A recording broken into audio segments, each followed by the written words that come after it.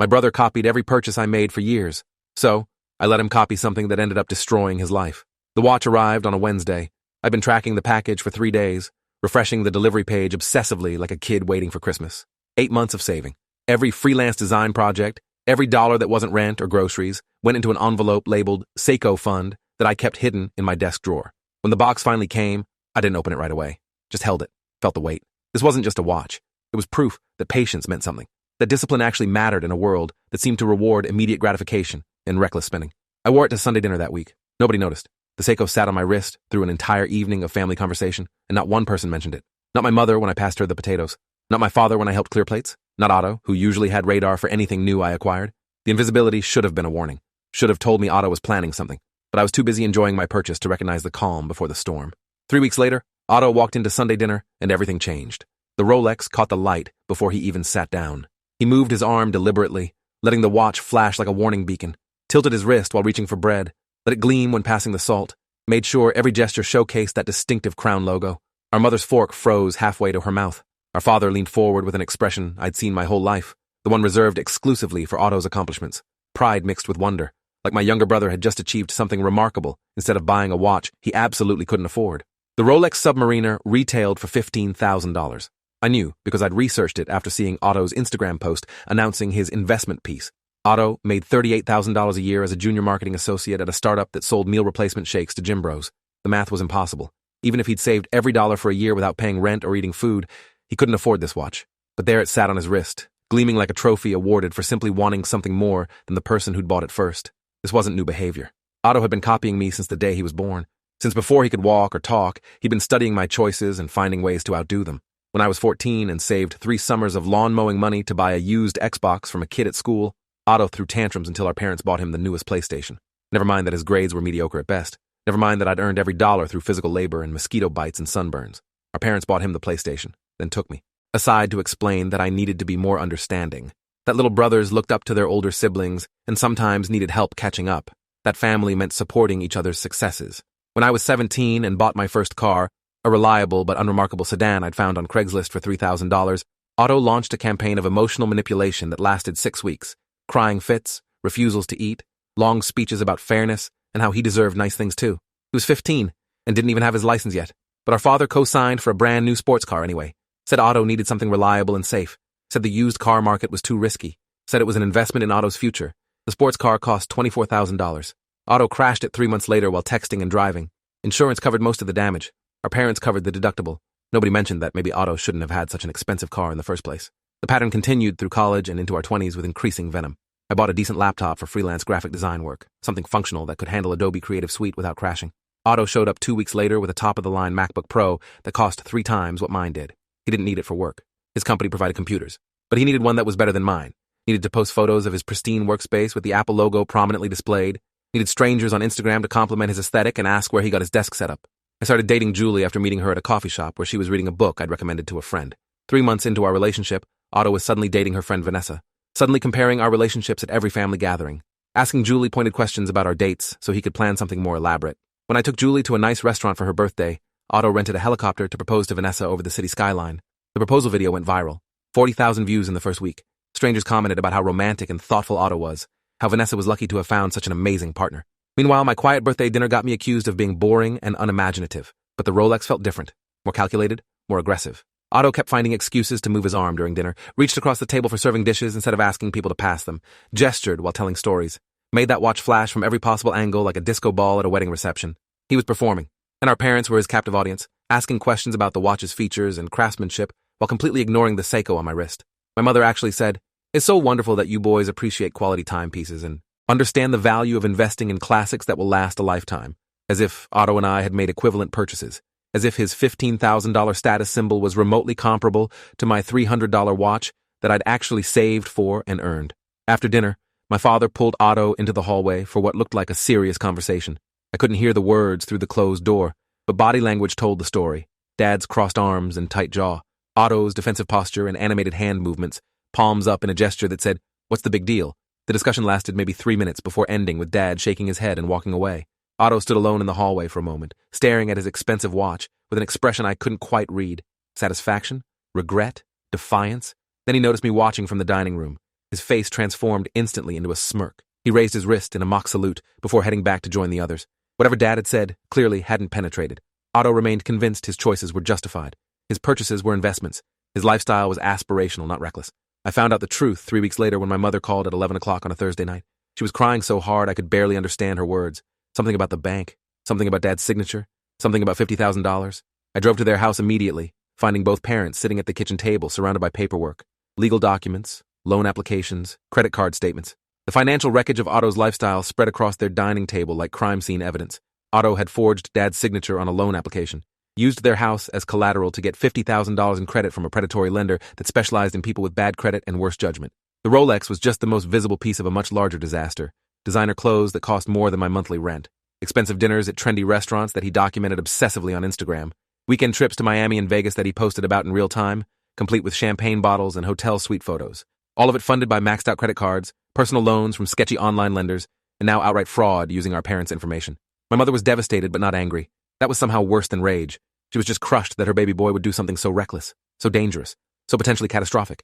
She kept asking if I'd known about Otto's financial situation, if I could have stopped him somehow, if I'd noticed warning signs that I should have reported to them, as if Otto's spending habits were somehow my responsibility to monitor, as if I should have been tracking my adult brother's purchases and intervening before things reached this point, as if the decades of enabling and excusing his behavior hadn't been the real problem all along. The bank was threatening foreclosure if the loan wasn't repaid within 90 days. 3 months to come up with $50,000 or lose the house they'd owned for 32 years. The house where Otto and I had grown up, the house that held every Christmas morning and birthday party and family dinner of our childhood. My parents didn't have $50,000. Their retirement savings had already been depleted helping Otto with previous financial crises. The sports car accident, the maxed credit cards from college, the security deposit for an apartment he'd been evicted from after not paying rent for 4 months. They'd been bailing Otto out for years, slowly draining their accounts while telling themselves they were helping their son through temporary difficulties. Dad's truck needed replacing. The transmission was failing and repair costs exceeded the vehicle's value. Their roof had leak damage that was getting worse every time it rained. They'd been postponing the repairs because money was tight after helping Otto yet again. Now they were facing losing their home because Otto needed a Rolex, needed to prove he was successful even when success was an illusion maintained by stolen money and forged signatures. Mom begged me not to tell Julie about the situation. She was worried about how it would look, worried about family reputation, worried about what people at church would think, worried about everything except actually holding Otto accountable for nearly destroying their financial security. I promised to stay quiet, but the weight of that secret sat in my chest like swallowed stones, heavy and sharp and impossible to ignore. How was I supposed to go home to Julie and pretend everything was fine? How was I supposed to sit across from Otto at the next family dinner and not scream about what he'd done? How was I supposed to watch my parents lose everything while Otto continued posting Instagram photos of his carefully curated lifestyle? Julie and I had been planning our wedding for 6 months when Otto's copying reached its absolute apex. We'd chosen a small ceremony at Riverside Gardens, a beautiful venue overlooking the water that we'd fallen in love with during our first visit. The venue was booked 18 months in advance, but we'd gotten incredibly lucky when another couple canceled their date. We spent weeks planning every single detail. Julie designed custom invitations with watercolor flowers that matched the garden's landscape. I've been writing personal vows for months, editing and refining them during every spare moment, trying to capture exactly what our relationship meant, what Julie meant to me, how finding her had changed my understanding of what love actually looked like. I kept those vows in a leather notebook that I'd bought specifically for this purpose, worked on them during Sunday dinners when conversation lulled, wrote and rewrote sentences at coffee shops during my lunch breaks, read them aloud in my car to test how they sounded. Otto had seen me writing several times, had asked what I was working on with fake casual interest. I told him vaguely about wedding planning without sharing specifics. That turned out to be a catastrophic mistake. I should have known better. Should have remembered that Otto had been stealing my ideas and one-upping my accomplishments for 26 years. Should have protected something as personal as wedding vows the way you'd protect financial information or medical records. Otto announced his engagement to Vanessa on a Monday morning in February. We were exactly 9 weeks from our wedding date. His announcement came via Instagram with professional engagement photos from a shoot that must have cost thousands of dollars. The ring on Vanessa's finger was enormous, easily 3 times the size of Julie's engagement ring. The comments flooded in immediately. Thousands of strangers celebrating Otto's romantic success. Friends and acquaintances and people he'd never met, all posting congratulations and heart emojis. Vanessa posted tearful selfie videos about how blessed she felt, how she'd never expected such an elaborate proposal, how Otto had proven that true love meant grand gestures and no expense spared, how she couldn't wait to spend forever with someone who understood what romance really meant. I watched these posts with growing unease that I couldn't quite articulate. Something about Otto's timing felt calculated, deliberate. He knew our wedding was approaching, knew we were deep in planning mode, knew this was supposed to be our time. His engagement felt less like organic happiness and more like another competitive move in our lifelong rivalry. But I couldn't say that out loud without sounding paranoid, without looking like the bitter older brother who couldn't celebrate his sibling's relationship milestone. So so I congratulated him via text and tried to ignore the sick feeling in my stomach. The next Sunday, Otto made an announcement that stopped my heart. He and Vanessa were eloping that following weekend. Not eloping to a courthouse or Vegas chapel. Eloping to Riverside Gardens, our venue, with our photographer, our florist, even our caterer, though an elopement obviously wouldn't need catering the way our 70-person wedding would. Otto explained that Vanessa couldn't wait for a traditional wedding. She didn't want to spend months planning and stressing. They needed to start their lives together immediately. And Riverside Gardens had just had the most miraculous last-minute cancellation. What incredible luck. What amazing timing. My mother beamed across the table and said it must be fate that both her sons would marry at such a beautiful location. Said the universe was clearly blessing our family. Said she couldn't wait to see Otto and Vanessa's ceremony at the Gardens before attending ours 9 weeks later. Julie sat beside me with her face drained of all color, one hand gripping mine so tightly her nails left crescent-shaped marks in my palm. She didn't say anything during dinner, didn't object or question or point out how suspicious this all seemed, just stared at her plate while my family celebrated Otto's impulsive wedding plans like this wasn't the most blatant case of sabotage imaginable. The drive home was completely silent. Julie stared out the passenger window while I gripped the steering wheel and tried to process what had just happened. Tried to find some innocent explanation for why my brother would suddenly book our exact venue with our exact vendors for a wedding happening before ours. Maybe it really was coincidence. Maybe the cancellation timing was just incredibly unfortunate. Maybe Otto didn't realize how this would look or feel, but I knew better. 26 years of Otto copying my choices had taught me to recognize his patterns. This wasn't coincidence. This was warfare.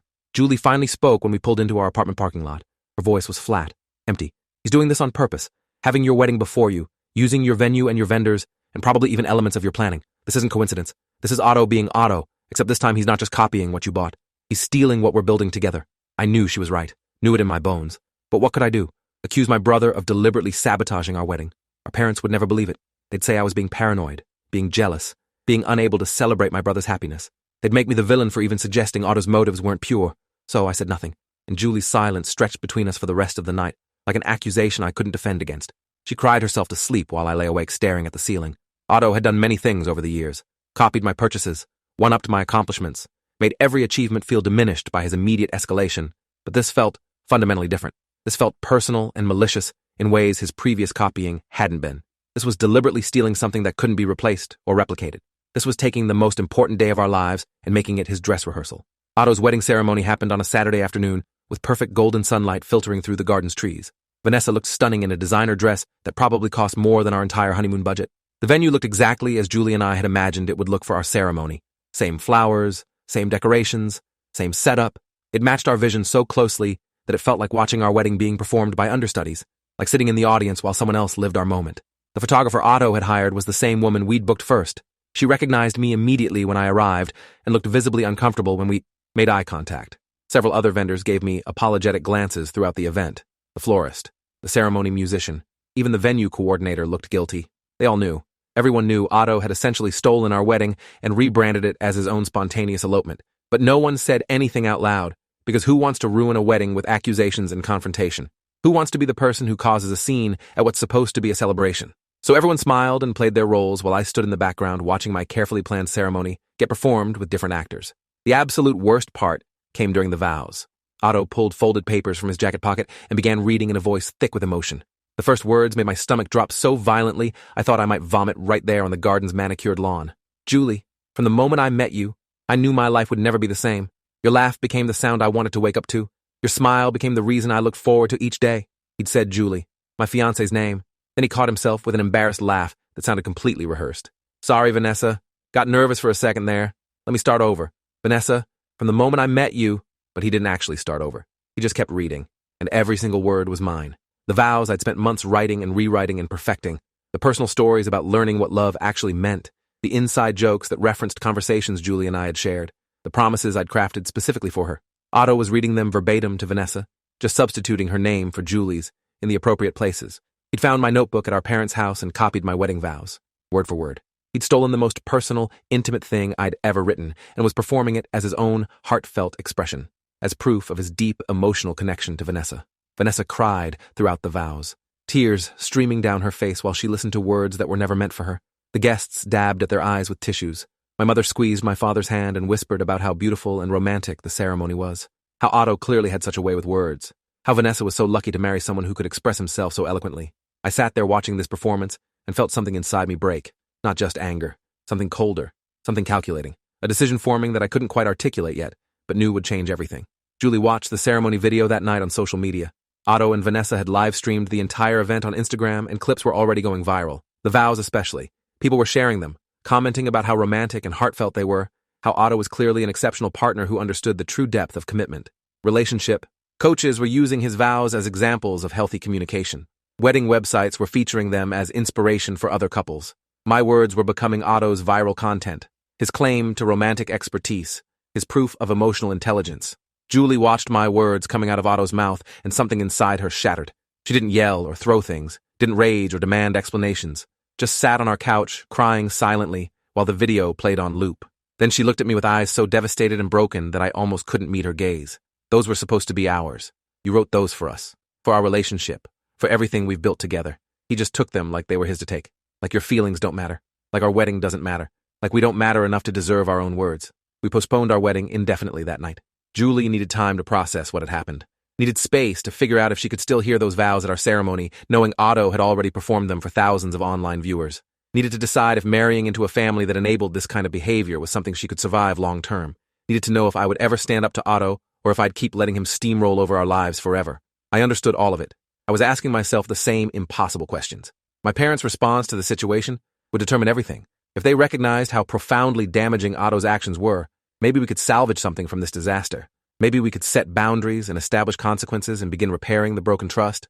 If they excused it as harmless sibling rivalry or unfortunate coincidence, Julie and I would need to make much more difficult choices about family contact and what role my parents would play in our future.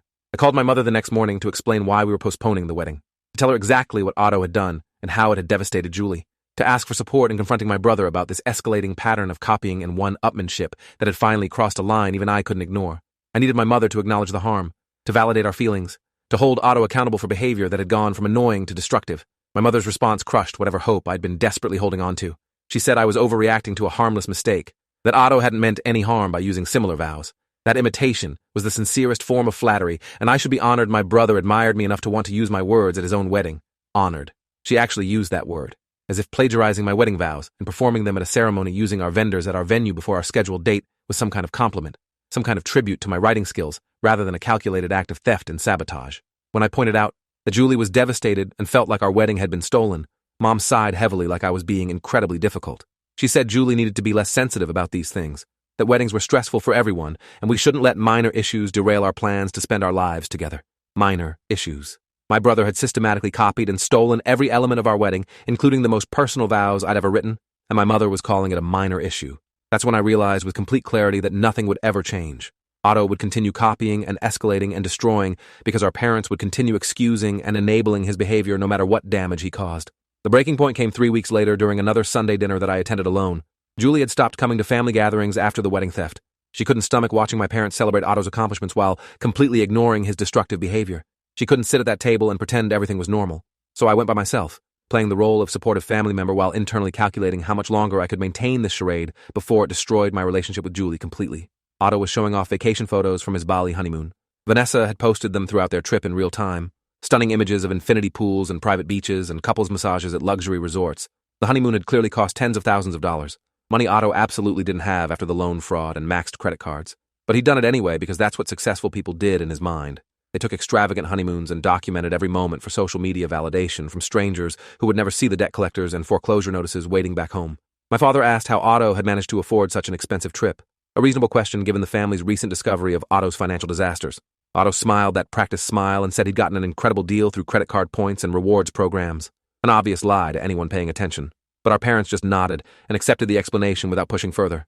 They didn't want to know the truth, didn't want to face that their youngest son was spiraling into deeper financial catastrophe while maintaining this Instagram-perfect facade that would inevitably collapse. Then Otto brought up our postponed wedding with fake concern that made my hands clench under the table. He asked when Julie and I had rescheduled our ceremony. Said he hoped we weren't letting cold feet derail our plans. Said marriage was a big commitment, and it was normal to feel nervous. The implications were absolutely clear.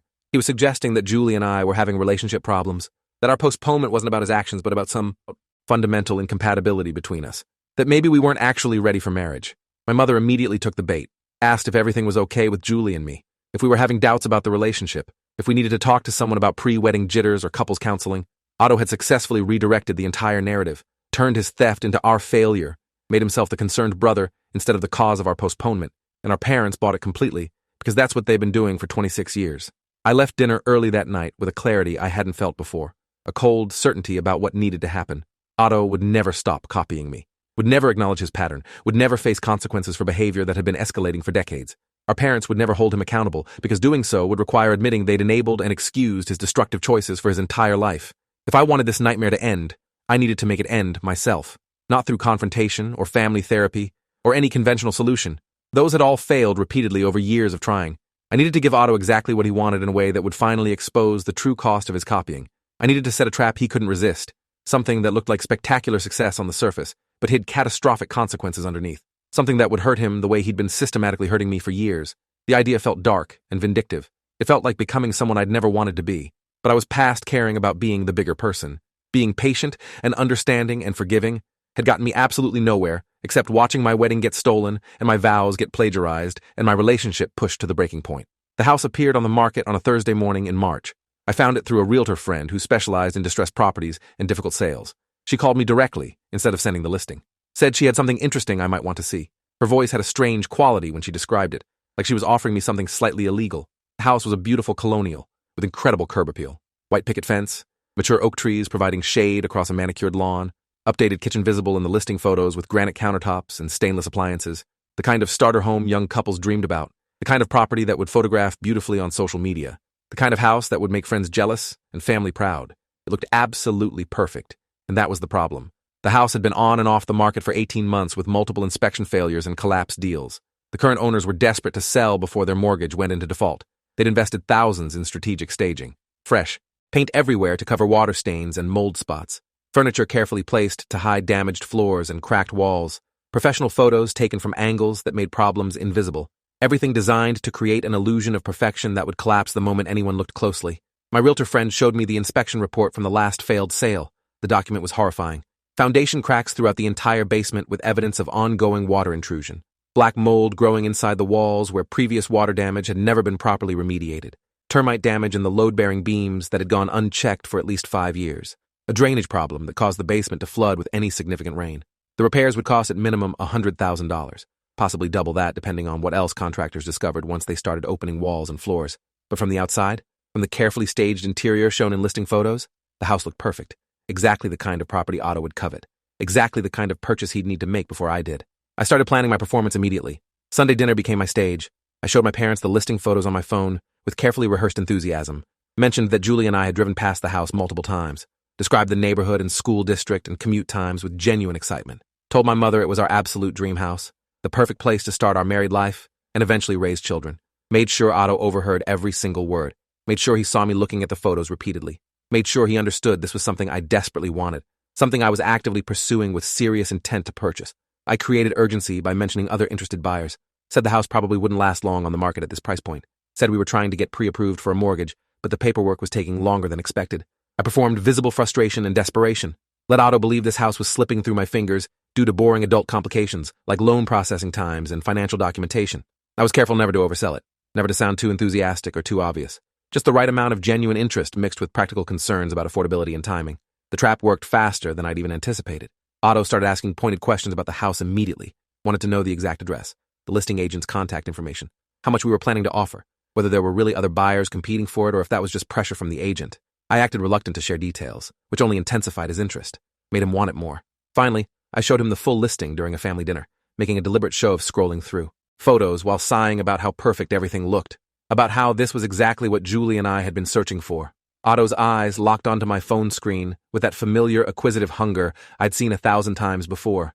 I could practically watch his brain calculating, processing, figuring out how to get this house before I did, how to turn my dream purchase into his superior accomplishment, how to once again prove he could have everything I wanted, but better and sooner. I left the dinner without mentioning the house again, knowing Otto would immediately start investigating, would find the listing online, would see that attractive price and those beautiful staged photos, would convince himself this was the perfect opportunity to one-up me again. 2 days later, Otto called the listing agent. I knew because the agent was my friend, the one who'd shown me the inspection report and agreed to help execute this trap. She told Otto the house had significant interest but was still available. Mentioned casually that the previous buyers had backed out after their inspection, which should have been a massive red flag. But then she added that some buyers were waiving inspections entirely to make their offers more competitive. Used that detail to suggest that inspection might not be necessary for serious buyers who wanted to move quickly. For buyers who understood that great deals required bold action. Otto scheduled a showing for that Saturday. Brought Vanessa. They walked through the house in less than 30 minutes. Didn't look closely at anything. The staging worked exactly as designed. Fresh paint covered water stains so well they were invisible without close examination. Furniture strategically hid damaged floorboards and cracked drywall. The basement had been professionally dried and cleaned just enough to pass casual observation. Everything looked perfect to people who were too excited about the price and location to actually investigate what they were buying.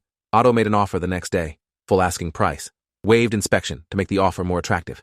The sellers accepted within hours. They'd been trying to unload this disaster for over a year, watching buyer after buyer discover the problems during inspection and walk away. Otto had just given them exactly what they needed. A naive buyer, too eager to compete with his brother to do basic due diligence. Otto called me that evening. His voice was practically vibrating with excitement and barely concealed condescension. Hey, remember that house you and Julie couldn't afford? The one you kept going on about at family dinners? I just closed on it. Well, made an offer that was accepted immediately. Looks like it was meant for me instead of you. You should probably start looking for something in a more realistic price range. Something that matches your actual budget. His tone dripped with that familiar superiority he'd perfected over decades of one-upmanship. I congratulated him with carefully calibrated surprise and disappointment in my voice. Told him that was great news. Asked a few questions about his financing and closing timeline. Never mentioned the foundation cracks, the black mold, the termite-damaged beams, the flooding basement, the $100,000 in repairs he'd be discovering soon. Just wished him well and hung up. Then I sat in my car for 10 minutes feeling something between satisfaction and horror at what I just set in motion. The first month after Otto moved in was eerily quiet. He and Vanessa posted constant photos of their beautiful new home, carefully staged shots of them cooking together in the updated kitchen, Vanessa doing yoga in the spacious living room with morning light streaming through the windows, Otto working from home in what he grandly called his office, every image carefully curated to project success and domestic bliss. Hundreds of comments praised their adulting skills, their smart investment, their beautiful starter home that would surely appreciate in value. Friends asked for house hunting advice. Strangers wanted to know their secret for finding such a great deal. Otto absolutely soaked up the attention like always, every like and comment validating his choice, proving once again that he'd made the better decision, that he'd beaten me to something I wanted, that his life was more successful and enviable than mine. For 32 days, his Instagram was a highlight reel of homeowner triumph, and I watched every post knowing what was coming, knowing the countdown had started, knowing the trap was about to spring, and the rain came. Not even a major storm, just steady rain for 6 hours on a Monday afternoon in April. Normal spring weather, the kind of rain that shouldn't cause any problems for a house with proper drainage and foundation integrity. Otto called me at midnight, panic making his voice crack and shake. His basement was flooding, water pouring through cracks in the foundation that apparently hadn't been visible during his 30-minute walkthrough. Everything they'd stored down there was being destroyed. Boxes of belongings, holiday decorations, furniture they'd been saving for when they could afford to furnish the upstairs bedrooms, all of it floating in 3 inches of water that was rising every minute. He wanted advice, wanted me to come help. Wanted me to somehow fix a problem that was unfixable without massive structural repairs. I let his calls go to voicemail throughout the night, listened to his increasingly frantic messages while lying in bed next to Julie, each message more desperate than the last, more panicked, more confused about how this could possibly be happening to his perfect dream house.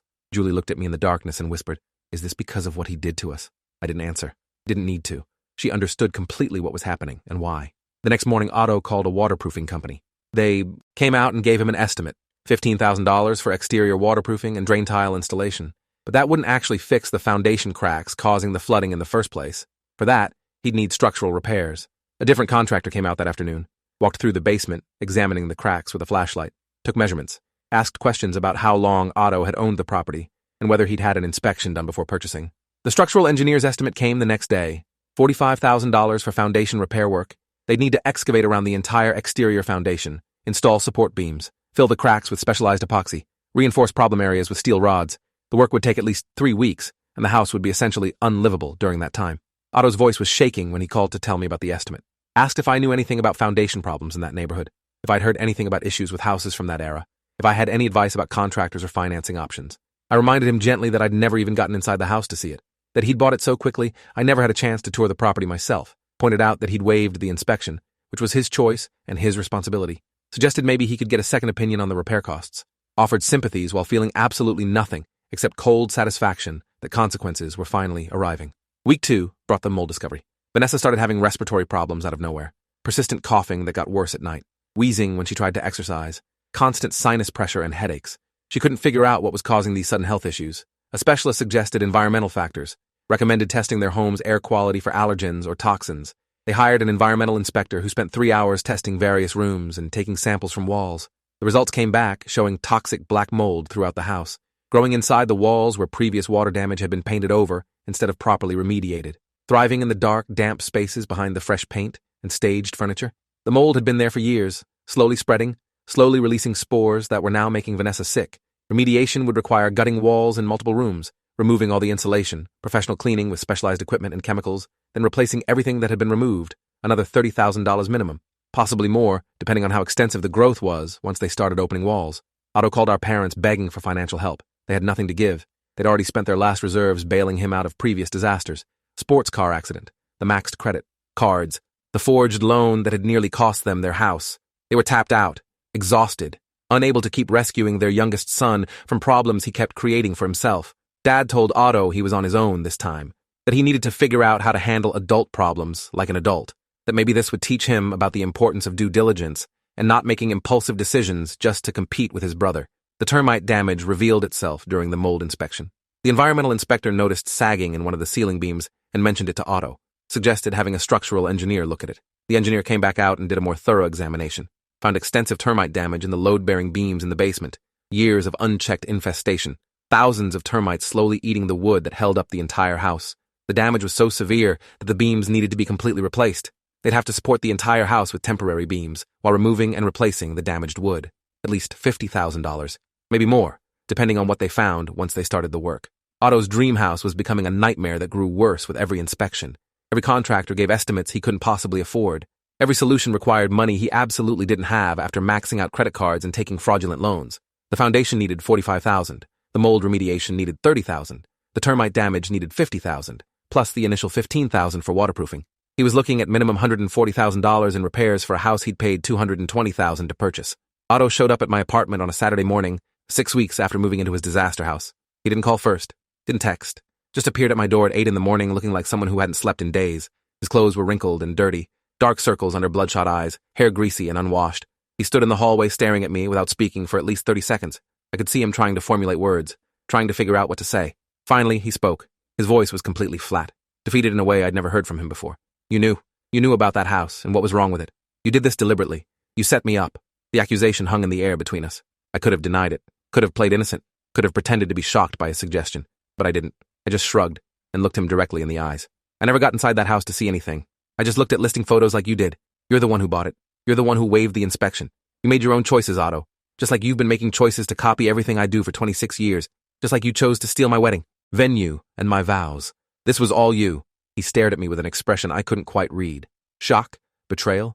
Recognition that he'd finally gone too far? Then he turned and walked away without another word, left me standing in my doorway watching his slumped shoulders disappear down the hallway. I closed the door and leaned against it. Felt nothing except empty satisfaction that consequences had finally arrived after decades of Otto facing nothing but rewards for his terrible behavior. 3 months after buying the house, Otto and Vanessa's marriage was in shambles. She was still sick from mold exposure, still angry about being trapped in an unlivable house they couldn't afford to fix or sell.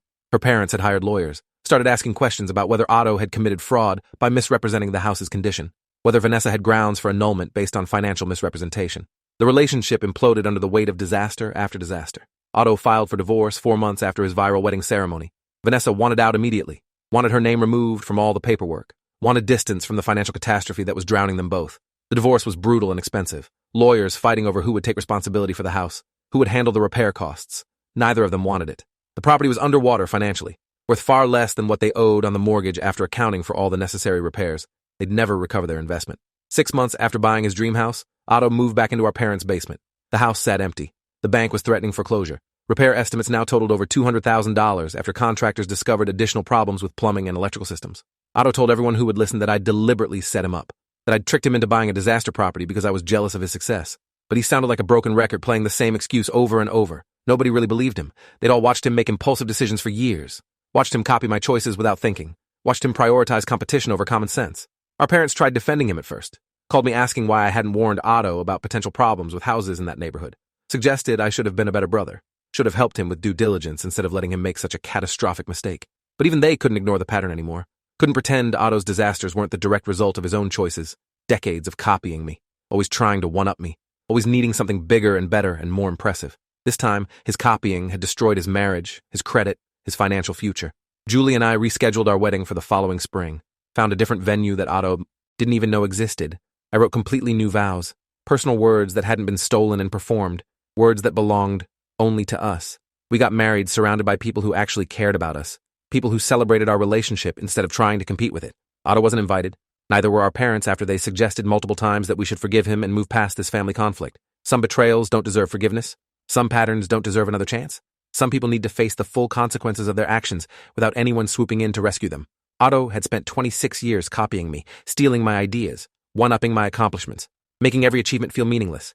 He'd stolen my wedding and my vows. He destroyed my relationship with my parents by forcing me to choose between enabling his behavior or protecting my own sanity. Otto still lives in our parents' basement 3 years later. Works retail because no professional job will hire him after background checks reveal the lone fraud conviction he eventually pled guilty to. His Instagram is private now with just 43 followers. No more posts about luxury purchases and aspirational lifestyle. No more viral wedding videos or vacation photos from Bali. Just quiet existence in the wreckage of choices he made trying to prove he was better than me, better than everyone. The house eventually went through foreclosure, sold at auction for $90,000, less than half what Otto had paid. The new owners are slowly making repairs, fixing the foundation and the mold and the termite damage, turning the disaster back into something livable. Otto's credit is destroyed for at least 7 years. His marriage is over. His reputation in our family and social circle is permanently damaged, all because he couldn't stop copying, couldn't resist competing, couldn't see the trap I'd set until it had already destroyed everything he'd built on stolen foundations. Thanks for watching till the end. Make sure to subscribe and like to not miss the next story.